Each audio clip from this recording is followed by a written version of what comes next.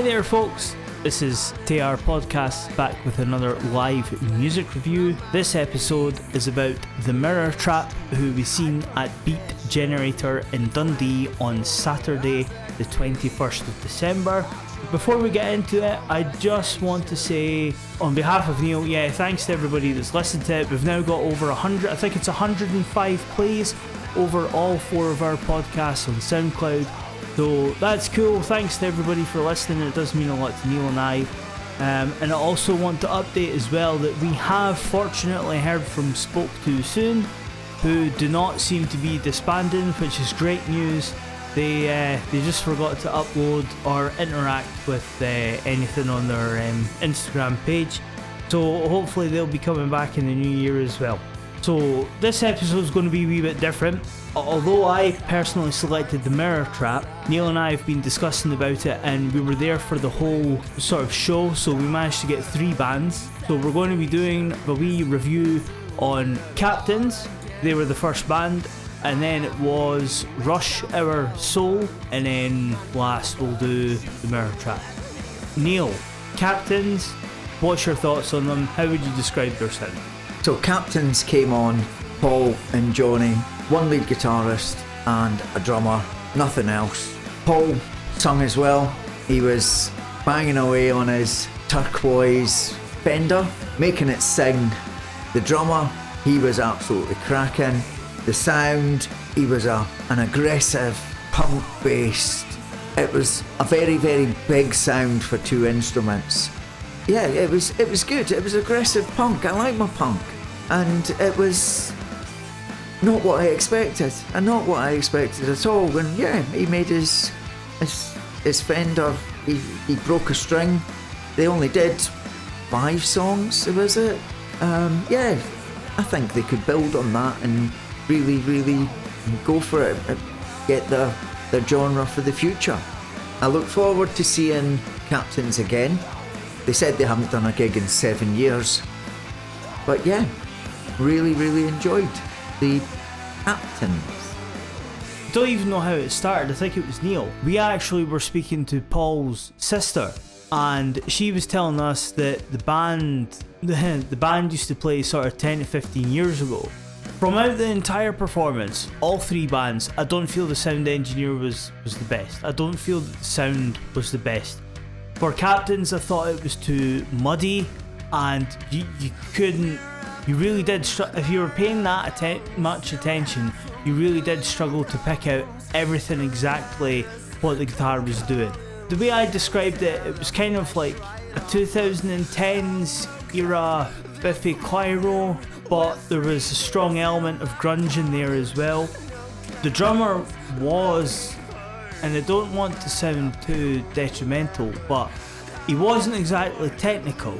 But again, it's the way in which I described Kieran from Spoke Too Soon. What he played was fantastic. He was playing a pulse, right? So you had a consistent rhythm all the way through. You constantly had that doom da doom da doom da doom da, and I could honestly say that I don't feel that the timing fluctuated at all with that. And the things that he'd done around that, he was very, very good at as well. He played fills, he played intricate grooves, and I really liked that. I thought he'd done exactly enough. If he tried any more, I think that's where he could have made a few errors and stuff. Yeah, he didn't do that. He was just bang on the beat, playing exactly what he needed to play. He made it creative, he made it interesting to watch and listen to. So as Neil said before as well, a lot of banging on the guitar. So yeah, he was using the body and rattling on the body, hitting the body in order to manipulate a signal from the guitar, which would squeal, which would add to this sort of the ambience of their sound. What I paid attention to, because I wasn't quite sure, I thought it was the digital effects that he was using, but I didn't actually realise that it was a multi-effects unit. The majority of concerts that we go to see, that bands usually play sort of single pedals, but no, he had a multi-effects unit that totally worked well. The sound that he got from his guitar, from what you could make out, I thought it was great. I thought, I mean, it really gave me that nostalgic impression of when I first started out, kind of post-school and early days at college, that I was trying to go for something down that route as well. But I kind of gave up because I was more becoming in tune with my acoustic side than my electric side. But I mean, Captains, I thought, for an opening act, they were extremely loud. And from what I can remember, he was shouting away, I think. Yeah, it was more of a shout than a vocalisation, a singing, you know. But I mean, with it being angry, it suited it. It really did. It suited it. Yeah. He broke a string just before he played the last song, so he couldn't be bothered changing it, as in it was a long night ahead. They were the first act on. He only had one song left, and he played around it so well. He did. He played around the fact that he broke a string so well that he would hardly even. No, it didn't have any impact on the performance nor the sound. No, definitely not. So that was the first one. So Captains. Captains really good. Yeah, I agree with you. I would go and see them again. Absolutely. Second band on. Personally, they were my favourite of the night. Rush Hour Soul. Rush Hour Soul. Never heard of them before. For me, they were absolutely brilliant. My take on them is they did quite a good set. They said that, you know, they started 20 years ago. Yeah. They've been doing the first one of the songs they played. They said it's 20 years old, so they're not the youngest of men, but they didn't look old. No. But the sound that they gave was very, very, in my opinion, Oasis-like. Very Oasis. Right. So what I got from them is the first track was We've got two set lists here. Stay Forever. So that was basically Hello by Oasis. Stay Forever. Alright, I would know that. So I've never heard that. it sounded like that, and then they led into a few other songs, and then he said we've written a couple of new ones. Now these two new ones, absolutely brilliant. Yeah. The first one sounded very much like one of my favourite bands, The Wonder Stuff, which is much more of a bouncy indie rather than a feedbacky Oasis type sound. Yeah. And then they played another new track. The other new track was, in my opinion, much more of an indie track again. And then after their couple of new songs, they reverted back to kind of their Oasis 20-year-old original kids writing songs again. So that's how I found their sound. I'd definitely go and see them again. Oh, I would. I mean, I definitely would. Hopefully they can move on with the new sound as well as incorporating the old sound. Yeah. I know plenty of people that would love them. I mean, guys that we work with absolutely love that sound that they did. So I can see them being nothing but successful in the local area, Glasgow, Edinburgh, getting a really, really big following. But as far as originality, I didn't feel that they were a massively original sound. The way that I described them in my notes is I've put a complete mix of 90s Britpop, 90s emo and 90s indie rock. I think it was towards the end that I thought, this just sounds a bit Oasis-y. But there was a load of, from my understanding of what sort of the original concept of emo was, I felt that there was a few musical phrases in there which strongly tied in with that genre. And there was definitely a sub-essence of like 90s Britpop, definitely. I kind of like, you could basically take that drum, like some of the drum elements, and you could go, oh, that sounds like the Lightning Seeds, or that sounds like Pulp, or kind of that sounds like Blur. I totally argue that you had that all in there. I would say that they were unique. They definitely had a unique sound, but I feel that they blend the Mirage in with this perfect niche. I tend not to go by stereotypes, and I tend not to go by genres and stuff. If I like the band, I'll like the band. So for me, that's maybe an area in music's grand genre that for me it ticks my box, and I go, yeah, I like it. But then I haven't seen the same bands as what you've seen. To Out With Tayar podcast, vocally he was kind of, at one point it was quite sort of wailing. He was definitely Liam Gallagher at some point. And it gave, yeah, but he didn't have a pretentious... But that's an attitude. He didn't have that. No, but the way he was singing, vocalisation, the drone at the end of the note gave me Liam Gallagher. Not that I'm complaining about it, I like the sound, I like what they did, the music that they produced. Yeah, I could listen to it many times over. Yeah. But I feel it's original. As I say, I feel that their sound, in comparison to other bands that are going about on the circuit, I feel that their sound somewhat is a bit, it's more unique, because there has been other bands where I've just thought, well, you just sound like so-and-so, and A just sounded like B. So I would say that, but... So that's the genre that they're in a wider spectrum. And they do their thing very well. Yeah. In a wider spectrum, it does kind of mirage in. So Captains were very punky, noise rock, modern rock, and then you had... Russia Soul, 90s Britpop and indie rock in there. Oh, did we go and see the Mirror Trap? Aye, we did. Did we? The Mirror Trap hadn't played a gig in 7 years. Yeah. And the last gig that they played was through in the front part of Beat Generator. Well, this is my favourite band. This is my genre. This is my pigeonhole. I thought that I could listen to them every single day.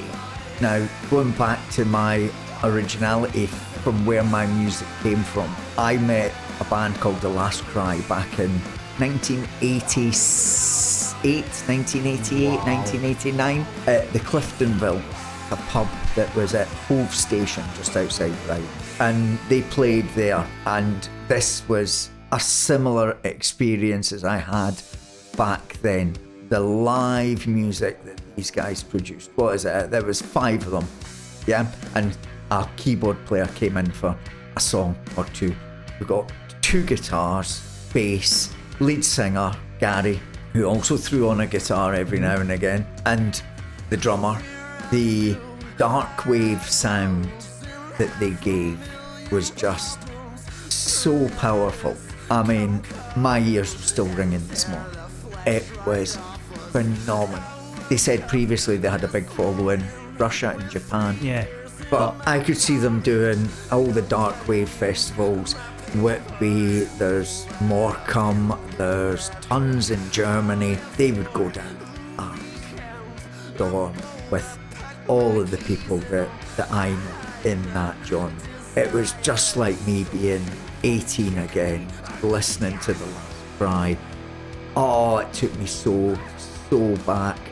So at the gig, before they even started playing, me and Neil separated, and frequently all throughout the night I could just find Neil in the corner, find Neil leaning against the bar bobbing his head, find Neil bopping up and down and getting right into it and just enjoying it. And I thought, that's amazing. I've never seen him like that. He wasn't even like that at the Spoke Too Soon gig. He was really enjoying it, and I just thought that was cool. Sort of touched on this just before we started recording the podcast tonight. As soon as I started hearing them play, I thought, oh, that sounds a bit goth. But goth isn't goth anymore, Gavin. Well, goth has so many subcultures. Yeah, but that's what I thought. I thought, oh, to me that sounds like a wee bit goth. Oh yeah. And when Gary was sort of dancing about on stage and in his performance in general. Yeah. So Gary, I've got written down Jarvis Cocker / Mick Jagger. Because I thought he looked like the guy from Spandau Ballet. Yeah, that's Tony Hadley that was the lead singer. Aye, there was just an element of him that I thought he reminds me of him. He was wearing a Pixies t-shirt and he had some sort of overall top on, but it was kind of a captain jacket. Yeah, that's what I thought as well. Anyway, the way that I would describe them, I would have said goth, and sort of an element or influence of New Romantic. But on the general sound, with the drummer and the bass player and then your guitarist, I would say that it was 2010's rock with a bit of British. There was a bit of British punk in there because it really did give a rough edge. And I would say grunge as well. Some of their passages that they were doing, it wasn't directly a rip-off of Nirvana or like Mudhoney, but it had that character. It had that Stone Temple Pilots character, that grunge aspect in it. So that was the way that I would describe them, definitely. I mean, even the guitarist, I'm not quite sure which one it was, but it was the one that was standing beside the bass player. I don't know the name of him. I don't think at any one point he stood still on that stage. Rocked out. He was moving constantly. The sound that he was coming away with was so strong. They hit you with a wall of sound. Oh, I've got wall of sound written. Yes, wall of sound. Absolutely smacking you right in the face. Yes, and the wall of sound was despite either the sound engineer or the equipment being a bit dodgy. I was on YouTube this morning. I'm looking at the Mirror Trap posting, sharing their stuff to friends of mine down south, telling them to go and listen to the Mirror Trap, look at this band, this band's coming back in a big way, help them in any way they can, which I will do as well. I'll go out and I'll try and find information to help them get gigs, maybe Edinburgh, maybe Glasgow, maybe further south, Newcastle. Leeds is going to be such a venue for them. The Lending Room in Leeds is a great venue for bands like this. I've seen The Last Cry play there many times with bands similar genre. Whitby, Morecambe, Germany, London, Brighton. There's so many places that they can play, and I do hope it's going to be big. As you said already, the sound in the place, whether it was the equipment or the sound engineer, it wasn't a clear sound. It wasn't crystal for any of the bands. No. So it makes me think that either it was equipment issue or it was... I feel that the levels were too loud.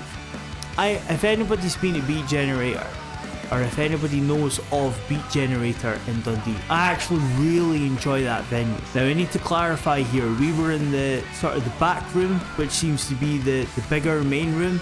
You were £10 for a ticket. I thought it was amazing for getting those three bands. Absolutely brilliant. But I feel that the sound was pushed beyond an acceptable level. I'm not complaining about loud music because I constantly listen to music loud, but this became too loud that it was unaudible. I certainly felt that way for the Mirror Trap, definitely. The Mirror Trap, I was struggling to hear Gary sing lyrics. In a sense, all I was getting was just a total wall of guitar. There was a couple of comments made by them. Oh yeah, they were asking for levels to be changed all the time. Yeah. So I don't exactly know what was happening, but I can say that they were trying to, should we say, monitor the situation. From about mid-November, after the Ellis Bailey gig, I've had Neil consistently rabbiting on in my ear. So it's your turn, you need to pick what one are we going to next, And as I said at the start of this podcast, I don't think Neil, well, for what it turns out he had been, but Neil wasn't too familiar with Beat Generator in Dundee. First time I was there, I was with a friend. We went to see a Thin Lizzy tribute band, and that was back when I was about 18, 19. In fact, 10 years ago I played a gig there. What was the sound like when either you played there or the last time that you... Was it clear? Because the sound wasn't clear. Yeah, I'm sure it was different. I'm sure it was different engineers. 2022 was the last time that I was there. Jeez, peeps, I forgot about that. We went through there once as well, me and another friend. 2015, we seen Funeral for a Friend play there. Wow, it sounded phenomenal. It was just brilliant. It just sounded so good. Absolutely loved it. For me, Beat Generator it's the music venue that every music lover wants to grow up with. There's posters and pictures of gig venues, of loads and loads of different artists that have played in various venues all over Dundee. Great wee venue, love going there. I didn't want to say this because me and Neil try not to break the pact. We try not to talk about the gig until we do the podcast, so all the ideas are sort of fresh when they come from us. But the way I felt about walking out of that venue last night, I chose well. Oh, you chose very well. You've just influenced the rest of my life. The three bands that we saw were very, very different from each other. That's the weirdest thing about the night. You know, it wasn't like it was a Britpop night or it was a punk night or that knew each other really well and all got together, but played different types of music. Totally. The crowd were well into it. I mean, but they've grown up with that. Yeah, they've grown up with that. I mean, most of that audience was in between our age. Yes, definitely. Which is sort of between, let's just argue, 50 and 35. So if you think about 10 to 15 years ago, that's sort of like post-school student level. Yeah. So they're going to be playing every second or every weekend or something like that. So they definitely, Dundee definitely grew up with them. Big following. I mean, massive. What's the capacity of that room? I mean, there was at least 300-400 people in there. I wouldn't have said that. I'd say there was definitely on border of 200. And the room wasn't full. I mean, no. There was plenty of people in it. There was a fair whack of folk in it, and that was for all three of them. Yeah. I mean, I distinctly remember seeing different people down the front for Captains, and there was different people down the front for Rush Hour Soul. Yep. I frequently do that thing where I scan across the crowd if I can see anybody or if I can notice anybody or pinpoint somebody that I've seen throughout the night, and I still did. I seen all those people still there for the three bands. Going back to the performance of the Mirror Trap, they were extremely dynamic. The guitars were full on thrashing away. The drums were extremely punctual as well. He was perfectly in time, and it was at a steady groove. I mean, none of it was fast. They had slow songs, they had fast songs, they had medium-paced songs. Yeah, the last one that they played, Silent Men, it was heavier, but their sound was loud all the way through. It's a sound I enjoy, it's a sound I can listen to. It's the sound I want to hear when I go out for a night out and I want to be in my comfort zone. Aye, it's totally I'll go and see any band with you, yeah? But as I said, you've changed my life by bringing me to see the Mirror Trap. I don't know who they are. I never knew who they were. My only claim to fame, which I've always said this to you after finding this out, was I went to college with the bass player. The rule that we have is that we don't listen to them. We go, and if we like the band, we like the band. If we don't like the band or the sound, we don't like the band or the sound. It's as simple as that. You know, honest opinions, that's what we're about. Yeah. The confidence that Gary had on stage was absolutely inspiring. Their performance was phenomenal, absolutely phenomenal. Captains, Rush Hour Soul, and the Mirror Trap, well done. Each of those bands, you gained 2 fans. Blown away last night, absolutely blown away. Gary, boys, well done. Campbell and his band, well done. And Paul and Johnny, well done. So thank you so much again for everybody listening to this. This is something that Neil and I kind of talked about over the summer. I'm going to take this opportunity and go, thank you so much, Neil. I actually really appreciate you coming up with the idea and getting me out of this house and getting back into the music community, because every single gig that we've enjoyed, even Jojo Coke, and I know that was just a cover band, but every single one, the venue I've enjoyed going to, the night I've enjoyed being a part of, and the performances I've thoroughly enjoyed. Out of the five concerts that we've been to, what was your favourite one? Oh, last night, but that's just in my wheelhouse. Captains, Rush Hour Soul, and the Mirror Trap, that's Neil's personal favourite. My personal favourite of the year goes to Spoke Too Soon and the Rarely Social at Block Plus in Glasgow. I thought that night just was so euphoric for me, seeing the boys, this I've never been able to stop listening to them. I think every single time that I plug in my iPod that for some reason still works, more or less they are the first band that I'll go to. I absolutely love that. Once again, thank you ever so much. Take care and enjoy live music. Take care, stay safe, enjoy live music.